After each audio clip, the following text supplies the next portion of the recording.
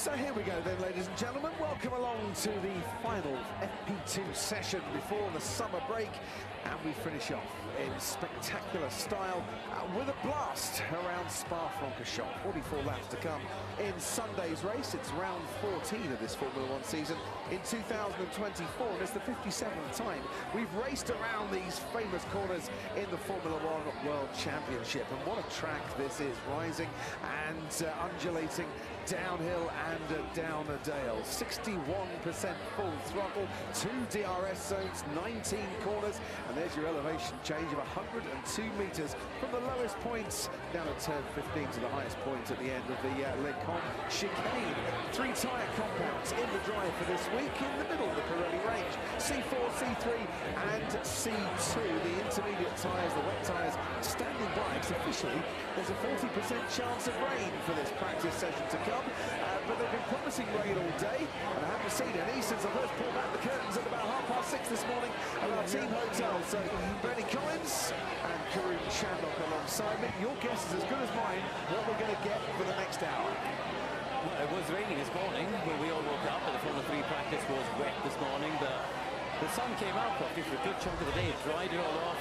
F2 qualifying has just finished in dry conditions. But Bernie, officially, it says there's a 40% risk of rain. You are the Sky Sports F1 radar weather expert. What do you think? Expert's a strong thing. I know that you can pull me up at the end of the session if it's incorrect. But looking at the radar at the minute, it is looking clear. We are expecting it to be a dry session, not 60% chance of dry. If you think of it, the cup half full mentality. But there is some stuff building on the radar around us, and it just builds from nowhere. And that's the difficulty here. You can't really predict it moving towards you as you can nicely at some other tracks. It just seems to come over the mountains and appear out of nowhere, and that's the difficulty of this track. Bernie is our weather radar expert because she's doing a Formula One explainer ahead of our qualifying. I think it is tomorrow, Bernie. On the weather radar itself, we can see it on our pictures at the moment. We can see that stuff, as you say, building up around Spa-Francorchamps. But you know full well this is a track. It could be raining in one part and it could be bone dry in another, which makes it very, very difficult for strategy and for those on the pit wall. Right, the headlines to bring you. Max Verstappen, 10th place grid penalty, new internal combustion engine. Yuki Tsunoda back of the grids because he's taken every single kit caboodle he can with that power unit, so he'll start behind Max, and Max will start 10 places behind wherever he qualifies. And given that he's been the fastest in Q3 for the last 2 years here, make that 3 because he did get pole in 2021. You wouldn't put it past him being the fastest again in qualifying, but can he fight his way through the field? Are Red Bull in a position to give him a car to fight his way through the field this year? He looked pretty ominous after free practice, didn't he? Immediately on every single run, looked quick on the long runs as well. That we saw towards the end of the session, they were all on different tyres, and I'm sure they have different engine programs, but whatever it was, Verstappen was the quickest. I think in general, the McLaren duo, they tend to hold back a bit, don't they? They tend to keep the engines slightly more conservative, I think, on a Friday, so I wouldn't be surprised to see it. But you know, you weren't in the conversation with Mr. Kravitz and me in terms of the free waffle bet that we have. I heard the waffling about the waffle. Yes. So I'd be interested to hear where do you stand? Because you know, Bernie's on my side of the fence in terms of thinking Verstappen won't be able to win from outside the top 10. Ted thinks he will. What do you think? Well, Ted thinks he will win, actually. What's that new engine worth? A new internal combustion engine? 2-3 tenths around a lap as long as this? Is he going to keep that new internal combustion engine for the rest of the weekend? He doesn't have to. If qualifying is going to be wet, is that a waste of a new internal combustion engine? I'd probably like to know more tomorrow when we know what engine he's got in the back of his car. Oh, come on. The fence is mine to sit on. And I'm straddling it, Ted Kravitz. How does that sound? Sounds like we're not going to get an answer, but that's all right, Crofty. You can give us your answer a bit later on. But let's just watch Esteban Ocon leave the garage, because he was really the main casualty of bad fortune in free practice 1. a water leak in a very, very difficult to access area, which is the way that the Alpine boss, Bruno Famin, described it. Actually meant that he only did one lap. And then that wasn't even, Crofty, the biggest story that came out of Alpine in the Prix. But if you think that this Alpine team is young, it's only the name that's young. It's actually the Renault Works engine in Formula 1. So, Alain Prost, René Arnoux, Jean-Pierre Jabouille, Fernando Alonso, Michael Schumacher, Damon Hill, Nigel Mansell, Ayrton Senna, they've all taken advantage of engines, great race-winning engines in Formula 1 from the Renault concern. So not only do we have the departure of the aforementioned Bruno Famin, just a year after the departure of his predecessor, Otmar Zafnauer, but then it seems to be the de-worksification, yes, that is a word, of Renault in Formula 1. And I'm going to say that I think this is a bigger story that you might realise at home. And I'll leave you to expand on it. But not even the departure of yet another team principal in F1 in the form of Bruno Famin was the biggest story that we had in the last 3 hours. Yes, 12 months ago we were sat in a press conference as Bruno Famin introduced himself as the interim team principal at the Alpine team, and 12 months later he stands down as team principal and he's going to go back to Viry-Châtillon, where he oversees the Renault Motorsport division. He's going to run all that and leave the F1 team behind. So they need a new team principal. And at the same time, the talk is that they're going to abandon the Renault engine for the future and go with Mercedes engines, who of course have got spare capacity from 2026 onwards because Aston Martin are leaving Mercedes in terms of their power unit and are teaming up with Honda. So, who's going to be the new team principal at Enstone for Alpine? The hot contender is a man called Oliver Oakes, who runs the High-Tech F2 and F3 team. High-Tech, who of course were one of those wanting to come into F1 who weren't successful when Andretti got the go-ahead from the FIA. So that big story, Karoo, that Ted Kravis is talking about, is this the end of Renault and the end of Alpine? And is Oliver Oakes coming in as a transition period for High-Tech to take over at Enstone? There's a lot of questions in that conversation. So, you know, first of all, I've known Oliver for a long time, and he's a very good operator in terms of the junior categories. He hasn't had the experience of running, of course, a Formula 1 team. He had an operation of about 60 or 70 people working on the High-Tech bid. So they weren't in F1, but they were doing certain things. I think it's lesser known that they did some of the work alongside Mercedes for the Apex filming cars as well. Yep. But he's a good operator, a good driver, by the way, as well, world karting champion himself. And is very plugged in. I think he's still on the board of Tony Kart, which are one of the major karting manufacturers. So he's very plugged into the junior ladder, shall we say, on the way up to F1, and a smart operator. But there's a lot of questions around that whole Alpine program, because if they've canned the engine program, I mean, that is big. I agree with Ted. It's a big story because, you know, the regulations around 2026 were designed to bring more manufacturers in, and net effect, you've got Audi, but you've lost Renault in some ways. So you've held on to Honda, you've gained one and you've lost one, and it does make you wonder, is these 2026 engines worth all the pain? Yeah, especially as we're going through a really good period in Formula 1 at the moment. Exactly. And we quite like to keep it this way. Yeah, and the cost of it as well. I think, secondly, it's quite a damning statement for Renault, isn't it, as a group, if you're saying essentially we're shutting our engine department because we don't think they're good enough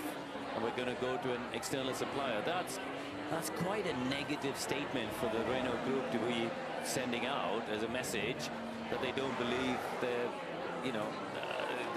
organization in Viry is capable of producing something that's competitive enough. And it's not like High-Tech haven't got the backing as well to mount their own F1 program.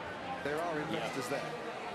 Yeah, I mean, it's a slightly controversial subject, isn't it? Because, you know, the team was formed, backed by Nikita Mazepin's father, Dimitri. So, you know, there's a question marks around the funding for that and whether that will come into the F1 world. But Yeah, lots of questions. You know, or is it a question of Ollie as an individual saying there isn't a future high-tech F1 team and actually looking after himself and jumping ship and taking over the Alpine F1 team, which is a whole different thing then. Absolutely. So, yeah, lots of unanswered questions, but I'm sure it'll all unfold over the summer break.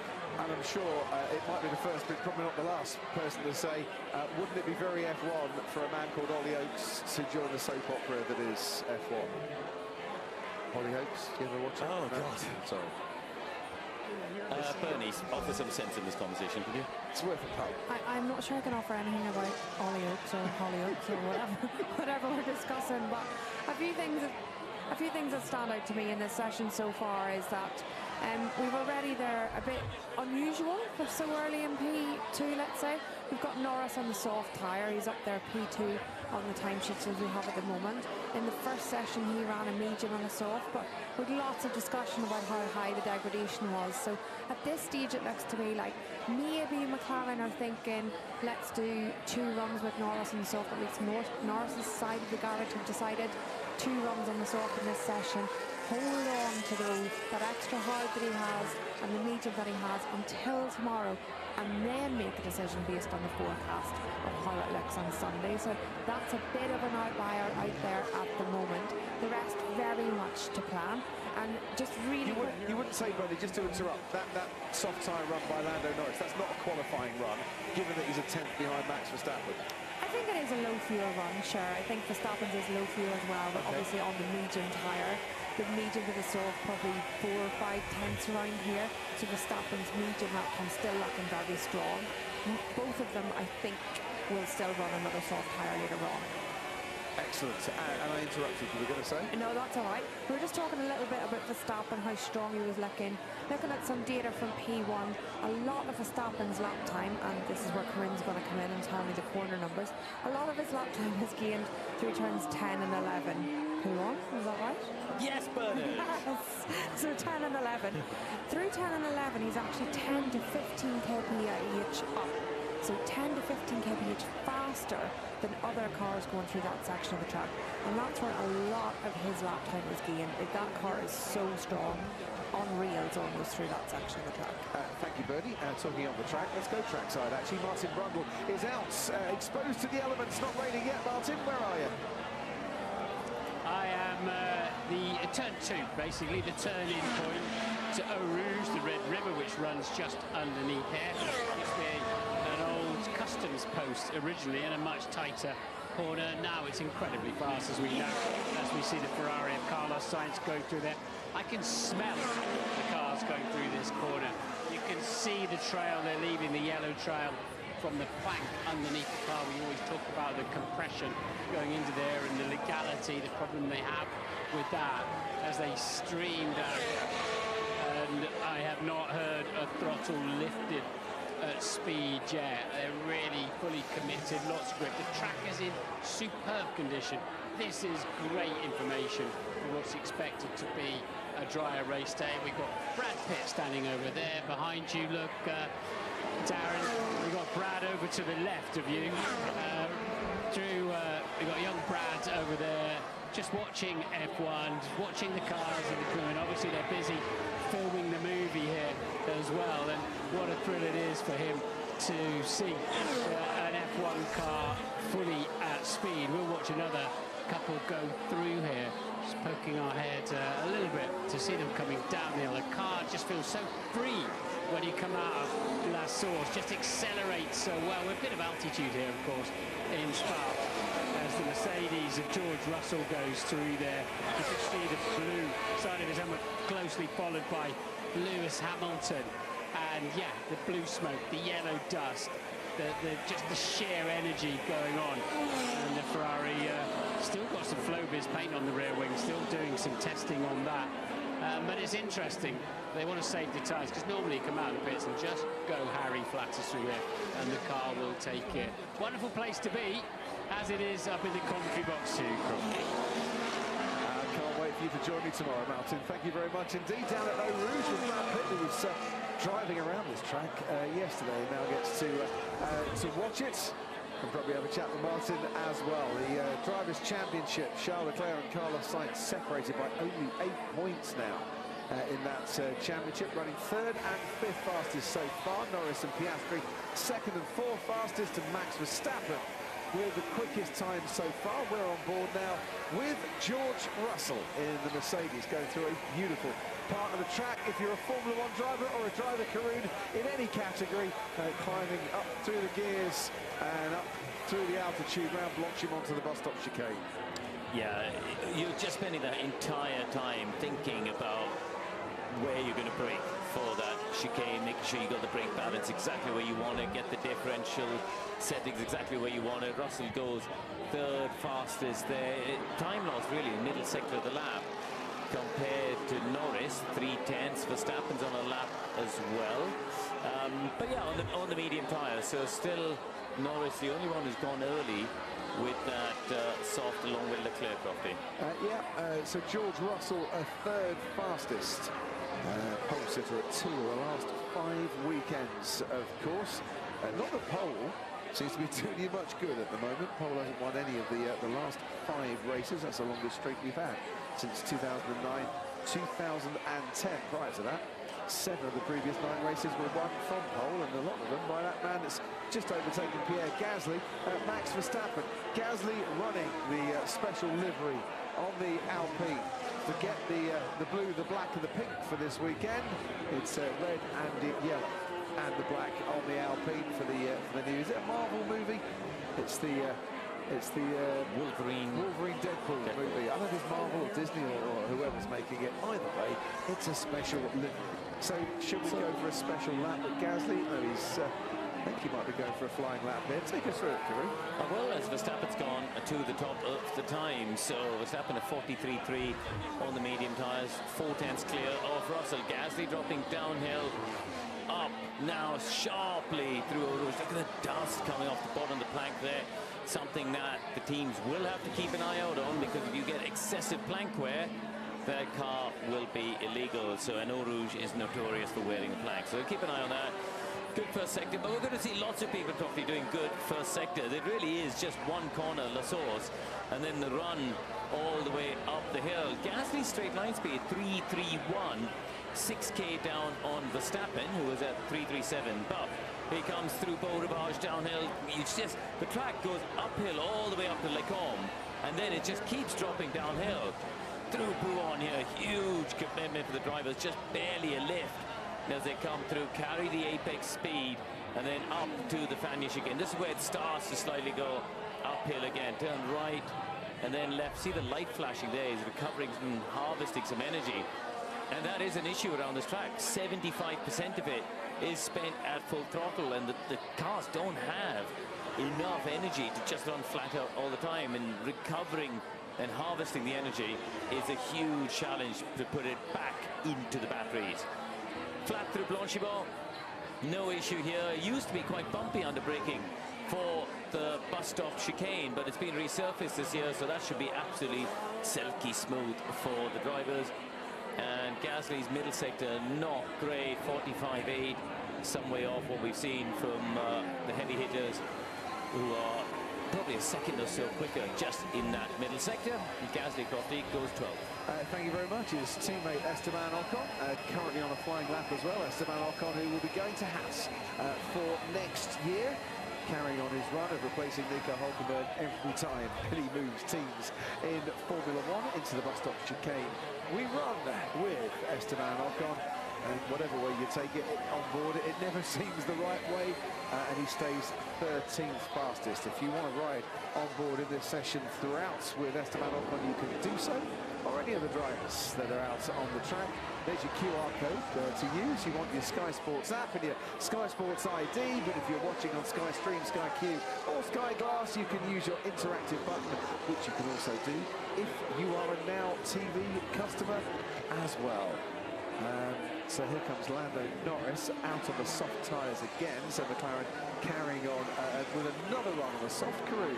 Yeah, just talking about Ocon, I spent some time with him yesterday, and he was pretty damning about why he's leaving Alpine, saying, you know, there's issues with the car that we've been highlighting. They don't listen, and sort of said, You know, when Daniel was here, they didn't listen to him, or Fernando, or Pierre, or me, and he was pretty strong in his view that the team really weren't listening to the drivers in terms of the path of development they felt it should go. And you have to say, you know, they've sort of slipped backwards, haven't they? From, was it 2020? They were the COVID year. They got some podiums with Daniel and were finished fourth, and they've just sort of steadily slipped backwards. That's a very good point. Is that because the management structure has changed quite a bit? They've lost key personnel. It seems to me that the first people you want to listen to when it comes to the performance of a car are the drivers on the track. Bernie, you can both talk about this from the perspective of driver and engineer as well. Well, yeah, Crofty, for me it's pretty simple. One of the things that we start every debrief with, every debrief at the end of each session, we have all the data, we know what the data tells us. But the first thing we ask the driver is, what's your biggest limitation? What is stopping you driving this car faster? And that might be balance, it might be overall speed, it might be straight line, whatever. But you're trying to get, you know, arguably a driver is the most expensive component in the car, the most expensive sensor. So you want the information out of them more than you want the information out of anything else. And also the driver's the biggest variable. You know, I think other parts are, in engineering language, they're ones and zeros, aren't they? You design to do something and it does it. The driver's got emotions and feelings, and things like driver confidence comes into play. We wish it was a 1 or a 0. Yeah. It would be much easier. And it gets complicated as Norris improves his final sector, but not his overall lap time to go to stay, I should say, in second place. So yeah, I think it's a good question, Crofty. You know, why haven't they been listening to the drivers? Sorry, what did you say?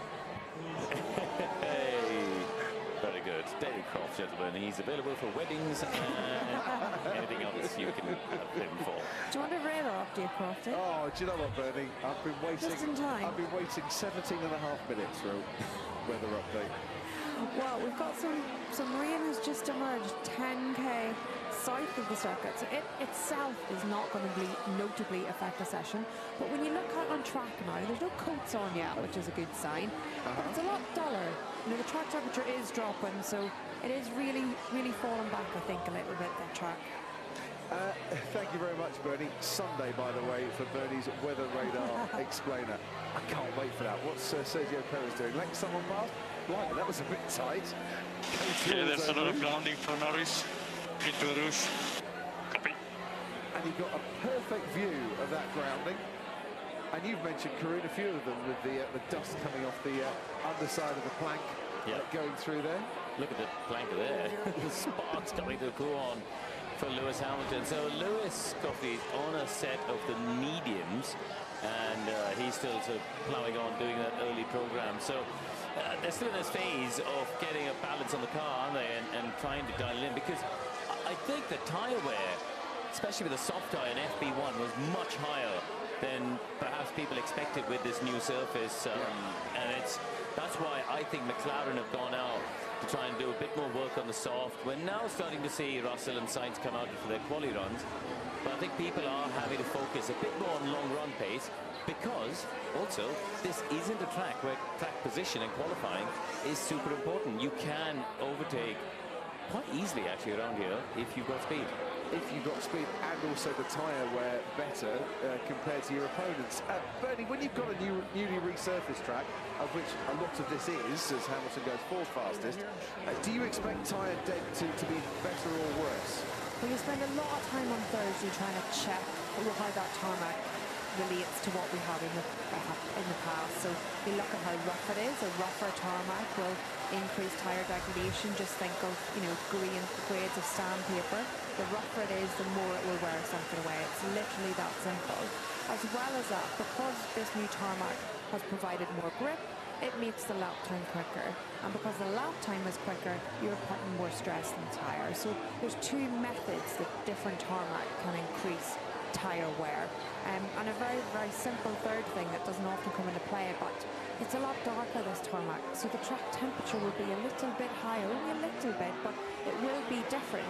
And that's where we get these changes of, you know, different colours of tarmac, from the very, very dark fresh tarmac to the older tarmac. that all goes into the effect it's having on these cars here today. And because of exactly what Corinne said, and stop me when you need to come in, Crofty, because I realise I'm rambling on, but exactly because the tyre degradation looked higher in P1 than expected, I think 4 teams who are McLaren, Mercedes, Ferrari and Alpine have held on to that what could become very valuable second hard tyre that they had going into this weekend. They've chosen not to run it in P1 and now they've chosen not to run it in P2. Now they'll make a decision overnight, but that could become very valuable on Sunday if the soft tyre needs to be avoided. I think that's a very, very good point. Have you noticed as well how humid it is today? Spa can be warm, but it's not often a muggy place. My hair is noticed. Yes, it's the frizz effects, ladies and gentlemen, which means I think when it's humid, the temperature stays within that asphalt as well. Air temperature 22 degrees, track temperature 36 degrees. It's like a balmy summer's day here in Spa. Carlos Sainz on the new tyres, going for a qualifying run. Ted Kravitz, down to you. Yeah, let's take a look at the... oh, too late.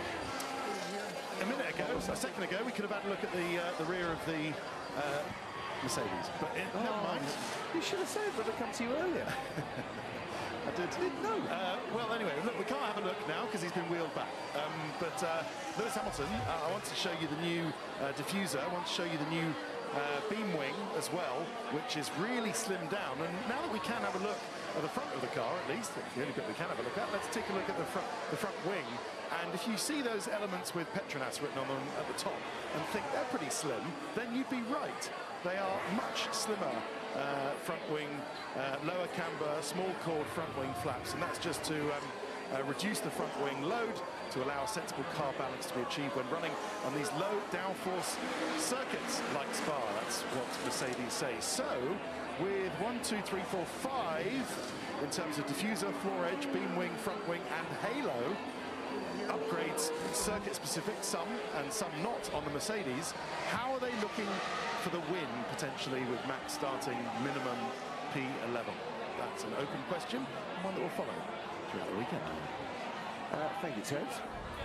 We ask the questions today, we get the answers tomorrow. That's kind of how it works. On a Friday, Carlos Sainz then with a 1:43.0.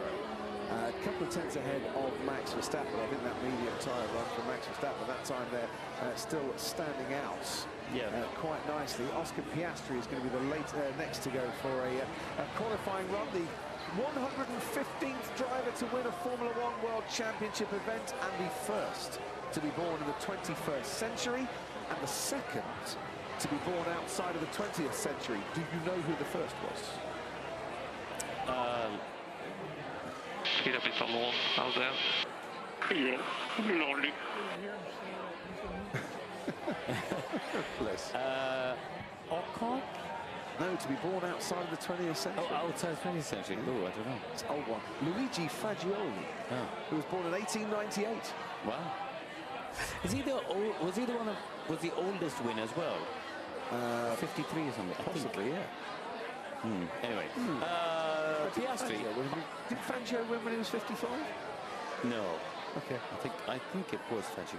All right. I'm sure somebody will tell me anyway. But Piastri probably very strong in the middle sector of this current lap. So he's done a 43.9 middle sector, fastest of anybody. Compare that with Sainz. That is a full 4 tenths quicker than the Ferrari in the middle sector. And straight line speed, 3.34 for him, 3.37 for Sainz. So maybe a little bit more downforce, 3k slower on the straight, but overall a lap time over 6 tenths quicker than the Ferrari. Yeah, not bad at all. You are amazing. 53 years and 22 days, Luigi Fagioli, when he won in France in 51, and Fangio was 46 years old, so I was way out. Yeah.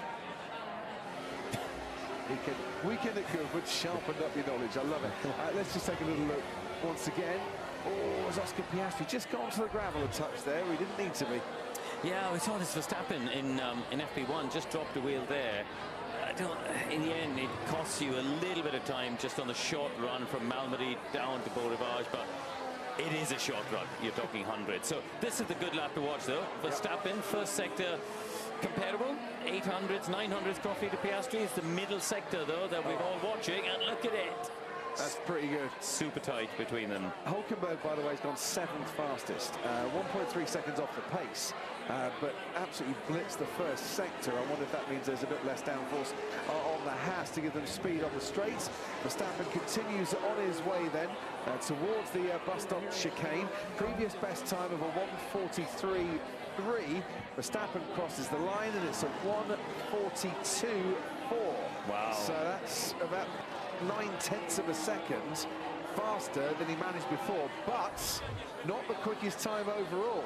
By 2 milliseconds, it's still Oscar Piastri. McLaren once again showing they are well and truly in this fight. They're, you know, if you didn't join our coverage of FP1, we're saying how quickly in the last 7 races they've heavily outscored Red Bull, haven't they? They've outscored them by 64 points in the last 7 races, and I think a big factor, of course, is the fact that both drivers are scoring big points. And I think for Oscar, having taken that first win, that monkey off his back, I think it's going to do wonders for his confidence going forward. I don't think he was short on confidence before, but I do take your point. Once you get that first win, pressure's off. You know that you're capable of a win, and you drive accordingly. 30.1 for Ricciardo through the first sector. Fastest we've seen so far. Alex Albon managed a 30.3. Albon was 3rd fastest on the soft tyre in the morning session, the FP1 session. Ricciardo carries on dropping downhill through Pouon. He's got Hulkenberg and Bottas just ahead of him. Bottas he's already passed. There is Hulkenberg keeping away from the racing line. Tsunoda has just equalled his teammate through the first sector. I just need to check the floor. Turn into a skateboarder at turn 7. Copy. Very good. He'll be wearing his baseball cap backwards next. Yeah, you know, you were mentioning the straight line speed. Hulkenberg was the fastest, you were right, 3:40, matched by Sargent and Tsunoda. So that explains the first sector time. But the layout of this track is such that if you're quick in sector 1 and sector 3, it means you're probably going to struggle in the middle sector, as illustrated by Yuki Tsunoda, who is a long way off in the middle sector of the lap. Yeah, so Ricciardo goes 8th fastest. Tsunoda's just going to complete his lap in a moment. Here he comes. Lewis Hamilton about to set off on a flying lap. Charles Leclerc's on an out lap too, and we'll see their qualifying simulations. Lance Stroll's gone 5th fastest. George Russell 4th fastest. Tsunoda crosses the line only 14th fastest. So just that first sector really for Yuki Tsunoda in terms of competitiveness. And we'll pick up hopefully Lewis Hamilton in a couple of moments, who's on his way down the Kemmel Straight. Sergio Perez goes 5th fastest. I wonder if Hamilton, I'm just watching him on the driver tracker, is doing a couple of warm-up laps, because I don't think, 41.9 for his first sector. So yeah. That's a couple of warm-up laps, which we do see occasionally at Spa. Not often. I wonder if he made a mistake at turn 1. Maybe we'll get a replay of it.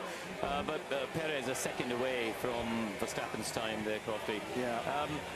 Just on Tsunoda, he's obviously going to start, we know, at the back of the grid. Do you think that they're just going to use him to slipstream Daniel around? You know, is it just a question of get him as far through qualifying as they can, just so they can use him to slipstream Daniel? I would imagine that's the plan, because why not? You've got nothing to lose on that, and you can time it. You can time it absolutely perfectly for Daniel Ricciardo, because Yuki knows he's going to start at the back of the grid come what may. Just looking at that gravel at Malmedy, I just wonder if that needs sweeping out of the way a little bit. Some of that's come on the racing line, just watching Leclerc going through that. Magnussen goes 5th fastest for Haas, ahead of Sergio Perez. And you know what? His straight line speed is down compared to Hulkenberg. So he's 5k slower, but his middle sector of 44.9 compared to Hulkenberg, 3.5 tenths quicker. So our Haas, we heard you, Ayo Komatsu was saying they've got a different rear wing.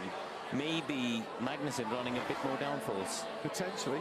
There's 2 ways to approach Spa, as we always know. As Alonso goes 10th fastest, speed on the straights or speed through the corners. And the speed through the corners protects you in terms of tyre wear, but might leave you vulnerable down the straights. Leclerc was about 10th and a half off and finishes 3 tenths down. third fastest for Ferrari. He just dipped a wheel into the gravel, didn't he, coming through the first part of Stavolo.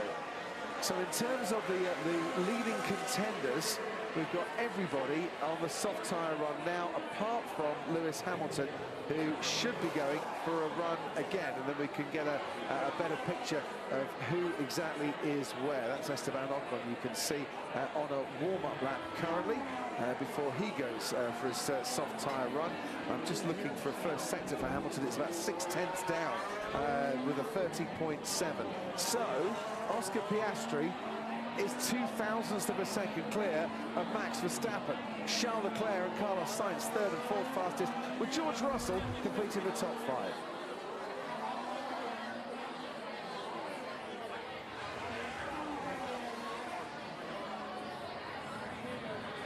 Lance Stroll has just gone 30.1 through the first sector, which seems to be, for a lot of runners and riders, the benchmark for that first part of the lap. 30.1, there's many that are doing that, but then those that are tend to just drop back a little bit after they've gone through the middle sector. Ocon 30.1 through that first sector.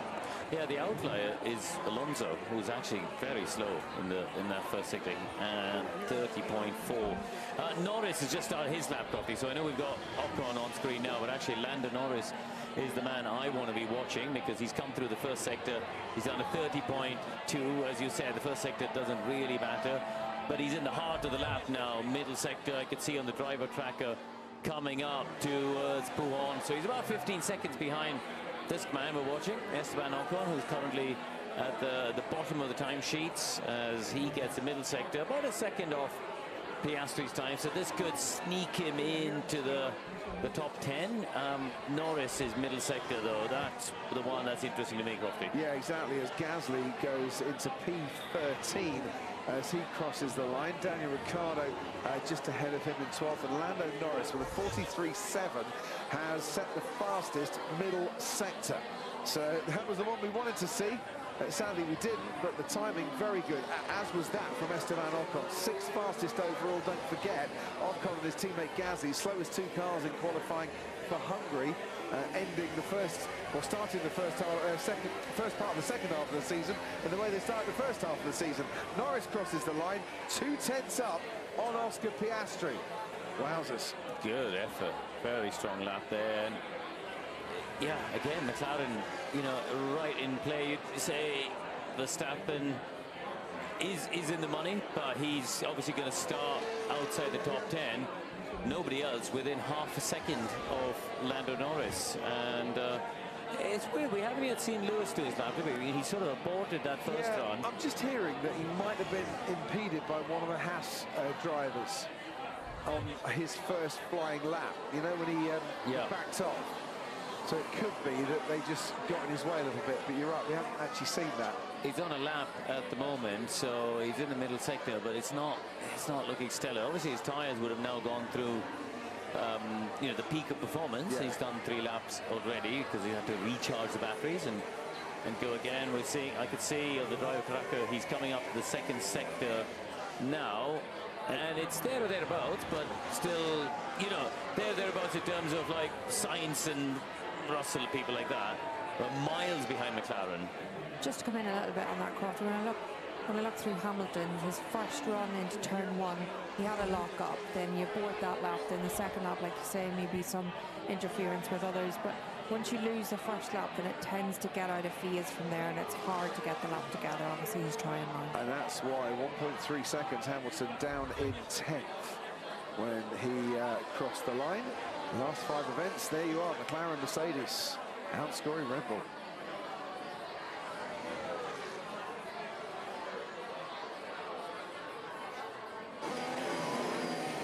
So 25 minutes to go here live in Spa, but just a couple of moments ago Lando Norris was on a quick lap. We'd seen his teammate Oscar Piastri just 0.02 of a second ahead of Max Verstappen. Norris has put a bit more daylight between McLaren and Red Bull with that time there. 2/10 quicker, and through the middle sector the McLaren Caroon absolutely excelling.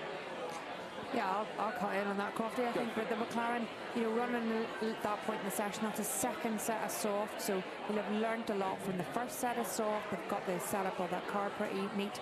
It was a really good lap on a pretty clear track, so he had no interference. They're strong in that middle sector, and then in the final part of the lap, again, very straight line affected. Yes, he got a little bit of a toe from others, which is ideally what you want to end that bit of the lap. So it didn't affect the middle sector, which McLaren are strong in anyway, but it helped out that final sector, and he ran at a pretty good time from the lap condition.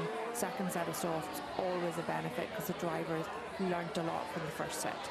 On to the race runs then, and Piastri is already out on the medium compound tyre to complete as many laps as he possibly can in the next 24 minutes.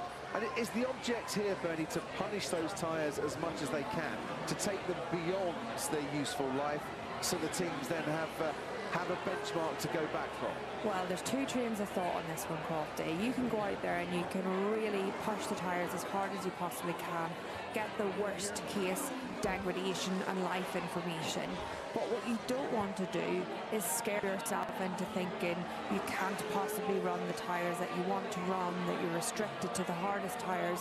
So you sort of have to go out and drive as you would expect to drive in the race, a sort of intermediate balance between pushing flat out but doing a bit more management. And through this section of P2, there'll be a lot of communication going on between the pit wall and the driver. The pit wall will be making live decisions on whether we can push this tyre more or need to pull it back a little bit, and trying to get a read on life, because the worst case is you come out of this thinking we can't even do a two-stop because we've punched the tyre too hard. I found the only thing that can distract you from radar. Is it rain? No, tyres. Oh, because it's actually raining outside. It started drizzling here. I could see from the commentary box windows. It just started spitting. I think it's because, Corinne, and the excitement of tyre chat is overrun. Your definition of rain and my definition of rain as an Irish person are very different. This is not rain, Corinne. I saw something that popped up on my Instagram feed the other day, which proved that I've been spending too much time talking to you, Bernie Collins, but could be the best present you could ever wish to get. And it's for your home, right? It's like cushions, but they look like a Formula One tyre. Oh, there we go, yeah. Yeah, with like the red, the white and the yellow stripes around them as well. I'll need to get approval for that at home. How big's your sofa? How many do you need? Oh, as many. I've got an outdoor seating area that we've barely used all year. We'll put them out there. Yeah, they're not waterproof. You're not going to use them. Oh, they're not green and blue ones for the wets and inters. That would make a lot of sense. And actually, if it had like some form of, you know, grooves to drain the water out of the top so your bum doesn't get wet.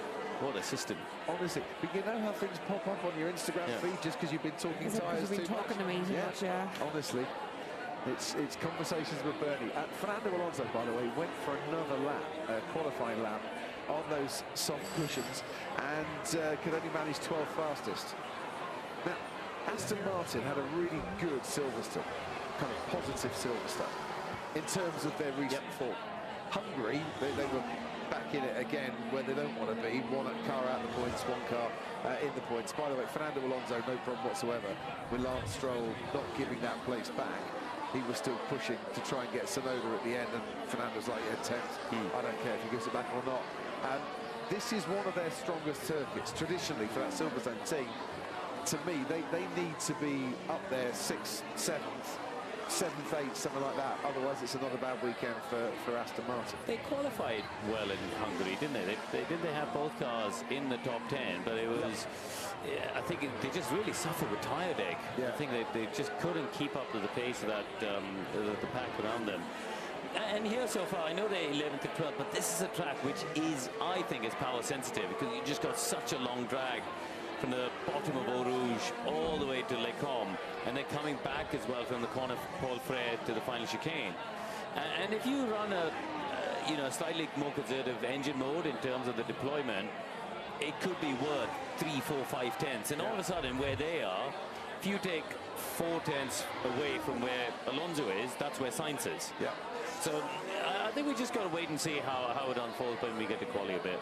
And in the meantime, Ted Kravitz, where are you? You've sent me, well, Bernie sort of sent me, no, actually maybe it was Karun, sort of sent me down to Haas, who was asking whether Hülkenberg and Magnussen are running different downforce levels, and indeed they are, Crofty. Who is driving, or rather, who is quicker? It's Kevin Magnussen at the moment, isn't it? Yep. He was P5 at the time, I think P8 now, and he's the one on the higher downforce rear wing. It's Hulkenberg who's gone for the veritable T-tray rear wing on the back of his Haas Ferrari. So we will see. Check in with me tomorrow to see if Hulkenberg has adopted the Magnussen wing level, because it's the more rear wing and the more front wing, it's actually working for Haas so far. I'm just looking at Charles Leclerc's rear wing. Looks more like a trough than a T-tray, to be honest. By the way, it's not raining in the pit lane. Oh, I can't see any rain out of my car. I'm sure it was spitting earlier. But I'm next door to Drew, who's not in the same box as me. It's now stopped. It's stopped. I think Corinne was just trying to get me to stop talking about tires. No, it was spitting and now it stopped. I'm telling you, it was for about 30 seconds when I looked up. Right, believe me, people. We believe you.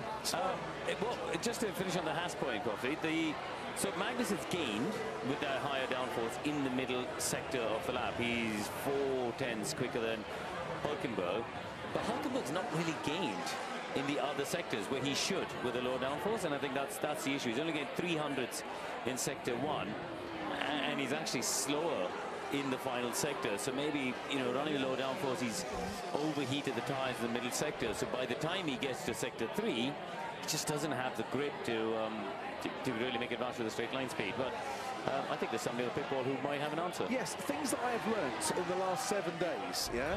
Top of my list, Io Komatsu is a massive Sex Pistols and Motley Crue fan. Therefore becomes my favourite team principal of the year, no doubt whatsoever. Good afternoon, you old rocker you. How are you? I'm good, thank you for sharing that, Crofty. Well, I think the world needs to know that you've got excellent taste in music. Nobody needs to know that. Anyway, it's fine. Well, they know that now. Right, so from heavy metal to lighter carbon fibre and different downforce levels on your two cars. Explain to me why you're running different setups for the boys. Yeah, because FP1, as you saw, our competitiveness wasn't there. Neither drivers were happy with the car, so we had to really make progress, and then likelihood of FP3 being as well. This is the only dry session you can get information. So in order to maximize the data gathering, we split the strategies in this session to understand the car a bit more. I think you've got quite an eclectic mix, Andy, because aren't you also a classical music fan? You listen to everything. Is there anything you don't listen to? Yes, bad music. and every metal fan knows that metal comes from Wagner anyway, so carry on with a proper question. I'm going to carry on. What are you seeing in terms of the weather forecast? Because, you know, initially when we came to Spa, everyone thought it was going to be a wet qualifying. Is that still the expectation, or has it started to clear up a bit? Because I guess that'll play a factor with the downforce decision as well, won't it? Yeah, 100%. This is why we are doing what we're doing in FP2, because yeah, still there's a reasonable chance of wet qualifying, so we need to balance that wet quality versus likelihood of dry race. So one point of this session for us is really trying to gather as much data point as possible so we can make an informed decision tonight to balance that risk. I know nothing about your music choices, so we'll skim past that bit of the questioning that we're happening today. I want to go straight to strategy, because that's what me and you love talking about. Obviously, you know, the downforce and getting ultimate quality lap time is important here, but we've seen many times Haas deploy, this year I think in particular, good straight line speed to hold the car behind in race situations. Does that apply here with how easy overtaking is, or is it just about getting optimum race lap time? It is about optimum race lap time. Of course, you do need to have a decent top speed, but also, you know, like you need to get out of the corner. You know, like turn 1, you really need to have a good traction to get out of it. So otherwise, you cannot use the top speed completely either. And also damage to the tires. You know, in sector 2, you got pretty high energy corners. So if you are sliding too much, you're gonna damage tires, and degradation will be high. So a quick follow-up question then. Between the two drivers now, are you at both extremes of the setup, and is there an intermediate one you might end up with, or are these A and B for tomorrow and there's no C available? They're not extremes, they're not next to each other, but we're trying, let's say, like a few steps difference just so that we can gather the data with a good enough spread to make a decision. Fascinating. Oh, thank you so much indeed. Great to have you with us. We'll talk to you tomorrow. Thank you. Looking forward to it. Who knows what we'll talk about tomorrow. Thank you very much indeed. Just under 15 minutes to go in this session. It'll be Lando Norris and this man, Oscar Piastri, 1 and 2. They're on the race sims at the moment, and Oscar does not want to be out in the gravel that often.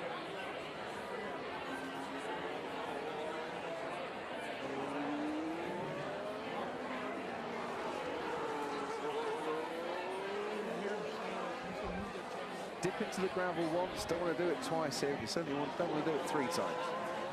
No, you will once, twice, 3 times. I was going to say finish the song there, but it doesn't quite work. Yeah.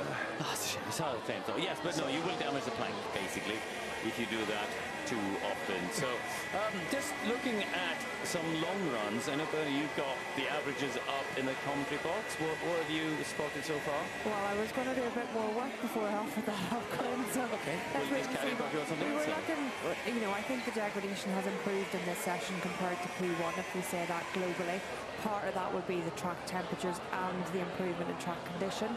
So what the teams are going to struggle with now is extrapolating, so moving forward what we have in this session to what we might expect in the race. So there's always a bit of estimation. It's always going to be better than we have today, or should be. So that's a question mark for the teams really going forward. If we get the big rain that we're expecting tonight or tomorrow potentially, the track will reset a little bit. So there's a lot going on in the calculation of what tyres might be available for Sunday in the race. The DRS zone has been shortened this year, Croppy, hasn't it? Up to the top of the hill by 75 metres, is it? Yeah. The first DRS zone. And just looking at the straight line speeds, you know, obviously they run a more conservative engine mode as well. But there's a 20 to 23k drop in straight line speed at the top of the hill, which gives us a bit of an illustration of the DRS effect. Is that going to make overtaking more difficult then? I think the idea is to make it a bit harder, because it was a bit too easy sometimes. I think last year with the DRS, people getting the move done way before the braking zone and able to come back onto the racing line, and that's a bit too easy. Exactly. It must be quite difficult to work out exactly what is the perfect DRS length, given that the idea when it first came in was to get the car that's behind level with the car that's ahead into the braking zone, and then the drivers can battle it out. But when the cars change year after year, and you know, improve or don't improve by differing amounts, and when the weather changes from race to race as well, because a headwind can make a massive difference to a tailwind, it's pretty impossible to get it spot on. It is difficult, and actually that's one of the reasons why I think on a sprint weekend, if we get a dry sprint race, we should have some flexibility in the regulations to adjust the DRS zone for the Sunday, because you know, why not? Why not optimize it a bit more in the same way that the teams will optimize their setups? Yeah. Why not optimize the track and especially make it now we've changed the format so that qualifying for the Grand Prix comes after the sprint race. Exactly. So they could qualify in the new DRS, if you like. So I think it's something to think about. I will mention that to a couple of team principals, see if they can put it into the next F1 Commission meeting. You're a very powerful man, Coffey. Well, given that nothing got decided on the last one, points down to 10th place, it isn't going to change, by the way. All that excitement at the start of the season where it was going to go down to 12, no, not going to happen now. They've voted for the status quo. There's another rock band for it.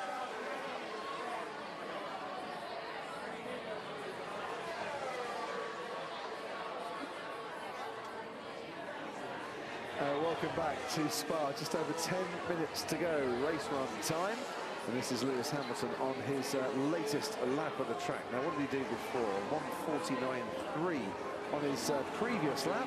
He crosses the line with a 1:49.6, so 3/10 down on the previous lap there on what was lap 4 on these soft compound tyres. What do we expect normally, Bernie Collins, in terms of degradation from lap to lap to lap? How much do the tyres go off by? Yeah, well, in the first session this morning, it was pretty significant. Teams were losing in the region of, not fuel corrected, but 0.2 a lap on the soft tyre, which is significant levels of degradation. Now, as the track gets better, as the track temperature this afternoon is lower than it was this morning, that'll all improve that degradation. So big question marks there, but you know, the hard tyre will be as little as maybe half a tenth of degradation, so they're trying to play with the combination between the two. Last year in the race, it was actually too cold, really, for the hard tyre to work properly. And that's going to be, you know, the track temperature and the ambient temperature here is going to make a big difference to which tyre is correct to run and potentially when it's correct to run it on Sunday. Do you get the feeling, both of you, that what's going to happen overnight is going to be a massive reset in terms of track action? Tomorrow, just looking at the weather forecast, it is going to be wet all day. And that might, even when it dries out for Sunday, take some of the humidity out of the atmosphere and go back to what you were just saying there, Bernie. Conditions might be a bit cold for the hard tyre. The teams just don't know. Yeah, so it resets. If you get a wet session like that, it resets the track. What we mean by that is the rubber that they've laid down through the day has gradually improved the lap time. If you get the rain, then you take a little bit of that off, so it goes back to more the condition it was in at the beginning of P1, and you start the process again. What we've learned today in particular is a good explanation of it. We just don't know on the forecast in Spa. When we went to bed last night, I was planning a wet weather outfit for today, or at least a partially wet weather outfit for today. And then you get up, you get up this morning. Through the day, it's been much sunnier, much brighter, much warmer than we expected. So you have to really react here. And a bit of what teams are going to be faced with is having a tyre allocation, having a setup. And, you know, we talk about setup largely in terms of downforce, but even things like brake cooling, engine cooling, all of these things need to be ready to cope with a range of temperatures and a range of traffic conditions. And that's the difficulty in Spa. What time did you get up this morning? Me personally? Yes. Well, I considered getting up, if I'm honest, I considered getting up to go to the gym, and then it was too lazy, and I got up an hour after that. Which was? 8 a.m. Yeah, at 6:30, it was chucking it. I know. I was going to say, it was definitely absolutely raining like, yeah. You two got up too early. Yes, to be fair, we did. Because I was going to go for a run, saw the weather and thought, no, I'll go back to bed. I did go to the gym, didn't see either of you in there. No, but you told me it wasn't worth going to either, so it's small, but you know. Set my stall for tomorrow. Still worth it. 6:30 tomorrow, we'll be in the gym, don't worry. Well, I'll be running outside. Beautiful countryside. Why be at the gym? You got to earn those hash browns, drop tea. No pain, no gain. 100 watt points difference between Max Verstappen and Sergio Perez currently, 141 points. Would there be a clause in Sergio Perez's contract where if he isn't within 100 points of Max Verstappen, Red Bull can take action and do something about it? Is that the sort of clause that you would put in? Because I've seen those rumours around. If there is, there'll be a percentage. I don't know. Look, I think the reality is, if a team doesn't want a driver in the car, they'll find a way. But I think they do. I think they do want exactly that, and I think that's what I was going to come on to say. I think the team want Sergio to just lift his game, and do enough to justify having him there. They want him to do well and not have to do a mid-season swap, because actually, under any circumstances, swapping a driver mid-season is disruptive, and there's no guarantee that the incoming driver is going to do a better job, because it's just tough to step into someone else's car. Annoying because he's a bit too close to him, and that guy won't get out the way, or what? I guess maybe it's just disrupted the race run. Maybe, you know, Alex feels he's leaving a gap, but gap gets closed down quite quickly. Yeah, maybe that's just annoying him a little bit. He's what's he on at the moment, Alex Albon? He's on a set of mediums at this stage. He's lap 6 of his medium run, so when you're trying to get a read on pace of the tyre and degradation of the tyre, you want around 5. Something feels strange. Give us more information, please. Where? It's just like the car feels wobbly. Okay. Like I've got a broken roll bar or something. Copy, slow in. We're checking. Which makes me think that they've seen something on a sensor that backs up what Daniel Ricciardo was suggesting there. Ted Kravitz, down to question of Sergio Perez. It's a real quandary, isn't it? I'm sure it's playing on the mind of all the engineers on the Red Bull pit wall, or the mechanics in the garage. With Max starting from where he's going to be starting, mid-grid, you know, is there somewhere that they can find a second from for Sergio? I've been looking at his race runs that he's on now. They're okay. He's on the medium. We can see the problem. We can see the problem. How bad is it? Oh, he's in the garage. Back in the garage. Good, excellent. You don't want something major happening and mechanically failing on the car, do you? It's exactly a circuit like this. But yeah, the mechanics going to wheel him around. I'm sure the Red Bull pit wall are as well. I haven't seen them change too much on the car, to be honest with you. They've been moving some weight around from the front to the back, putting a little bit of weight in the nose cone, but no sort of wholesale changes. But he's still that little few tenths of a second off in each sector, isn't he, Perez, compared to Max Verstappen? So it's interesting. I thought the last race, Christian Horner, the boss, saying they just need to tell him to forget Max Verstappen and to do his own thing. But with Ferrari seemingly back in the game here, or at least close to it, with Mercedes and McLaren, he can't afford to let any of those guys ahead of him, really, can he? But he has the chance, if it is a few tenths of a second, of letting both Mercedes, both Ferraris, and potentially both McLarens between Checo in the front of the grid. What Red Bull needs is the Sergio Perez who started and finished second at the last two Belgian Grand Prix. What they don't need is the Sergio Perez who's been out in Q1 in 4 of the last 6 race weekends, and that is the problem.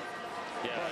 That tied with both Sauber drivers for the most Q1 knockouts in the last 6 races as well, in a car that's leading the World Championship, and that is the problem.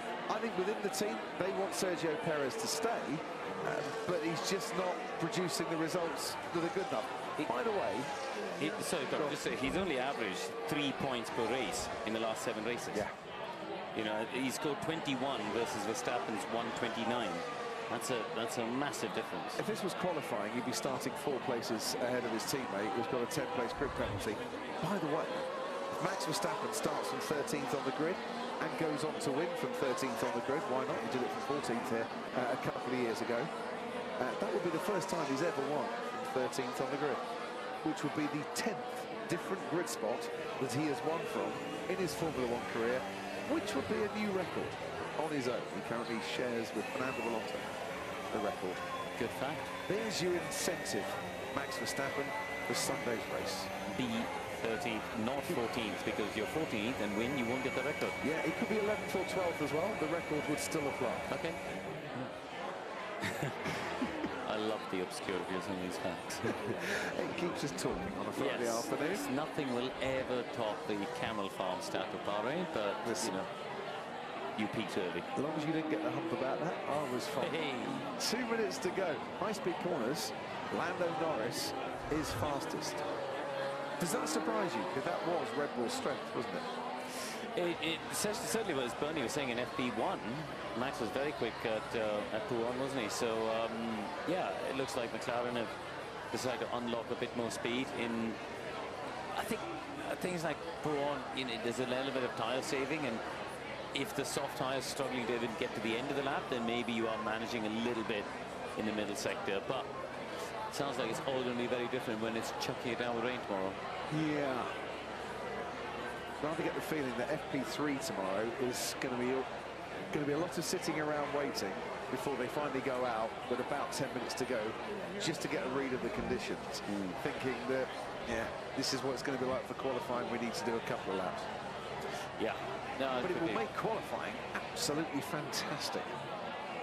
It does make the downforce decision tricky, though. Yeah. Because you remember last year, McLaren ran a bigger wing, which helped them in all the wet sessions, including the sprint, and Oscar finished second, but Lando got absolutely out-dragged by everyone in the race because they were too slow in the straight line and went backwards. So you've got to be smart about, you know, just choosing the right level of wing for the Grand Prix, because that's where the points are.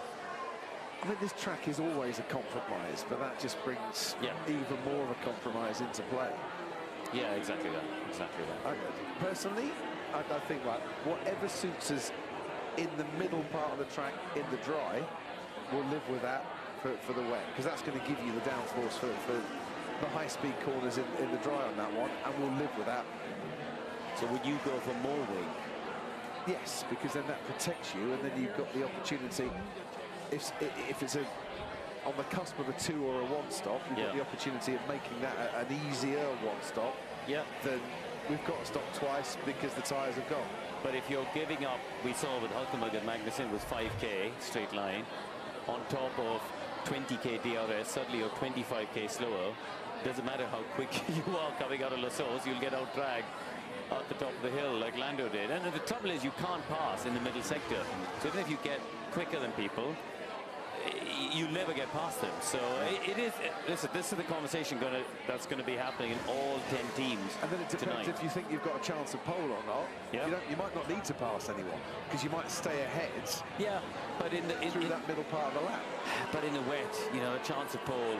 There's so many variables, right? Timing the last lap, the driver's confidence, getting the tyre temperature, choosing the right tyre, the right time between slicks and inters and wets. That could be a factor. We saw last year, wasn't it? It was a drying track, I think, in qualifying, and you had to make that choice. So, which it might be tomorrow. You just don't know. And if we've not given you enough reasons to come back tomorrow, try and give you some more in the next 30 seconds. You also don't get any points for pole. And pole isn't winning the races at the moment. No, all good points. Most importantly, remember to bring a spare pair of socks because we will get soaked walking around this paddock. We've got enough brollies. We're going to need a brolly each tomorrow. Yeah. No sharing. No sharing on this one. But McLaren 1 and 2 again after FP2. So in the dry, currently, McLaren are the pace setters, and it's Norris over Piastri. Yeah, I mean, for Lando, he's going to try and...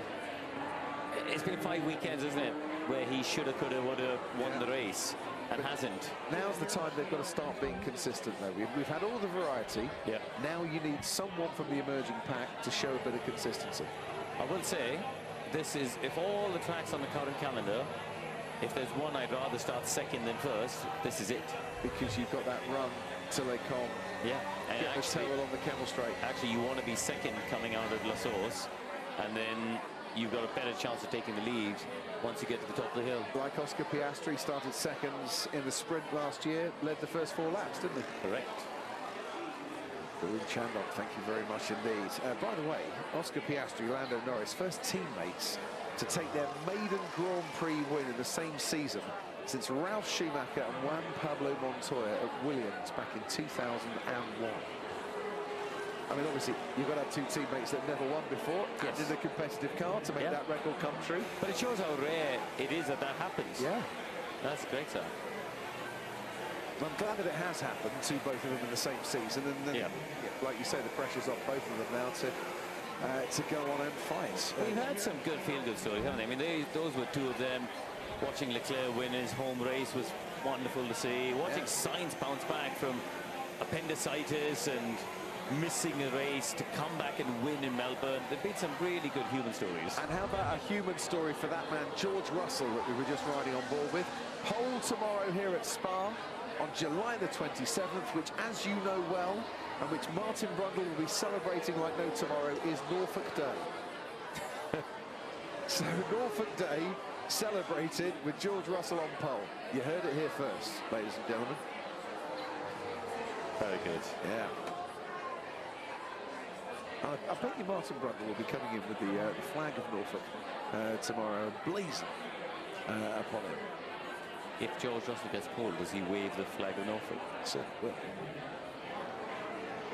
Any other gags you want to put in there, I'm not going to do. But it is properly Norfolk Day. Right, here's the results from practice. Lando Norris, once again, as he was in Hungary, fastest man in FP2 by 2/10 from his teammate Oscar Piastri and Max Verstappen, just 0.02 of a second behind last week's winner. Charles Leclerc and Carlos Sainz probably happy with 4th and 5th. George Russell 6th for Mercedes. Esteban Ocon much improved for Alpine. 7th Kevin Magnussen, the lead Haas. Sergio Perez 1.2 seconds off the pace in 9th, and Lewis Hamilton about the same back. He got impeded on his his second run on the soft compound tire. He made a mistake at La Source on his first. Stroll and Alonso just outside the top 10, and all the way down to Yuki Tsunoda, 2 seconds off the pace. Tsunoda will start this race at the back of the grid. Verstappen will start 10 places below where he qualified. It's been a lovely day in the dry here at Spa. Tomorrow the forecast is wet.